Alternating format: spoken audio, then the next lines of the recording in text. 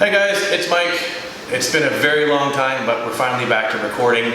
I just did my first class in far too many months, got my ass handed to me by her. So, no Jeremy right now. If you've been following the Facebook feed, he is kind of bubbled himself with Ryan for a charity match they've got coming up.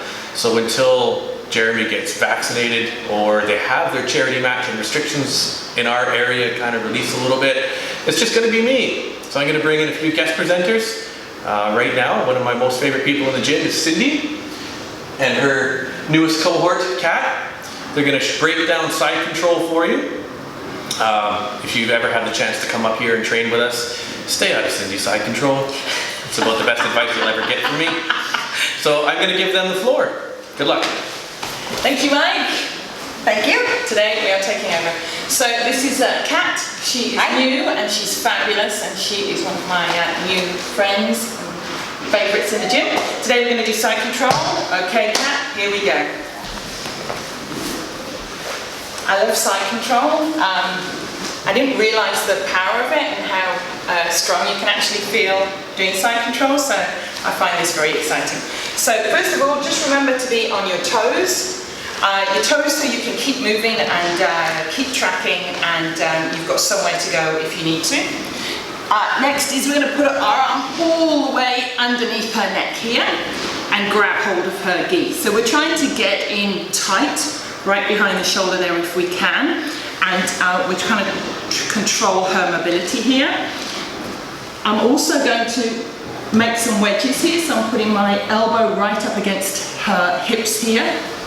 With this leg here, I'm also going to put my knee right in against her hip, and with my left knee I'm going to scoop up her arm here and put my knee right underneath her armpit.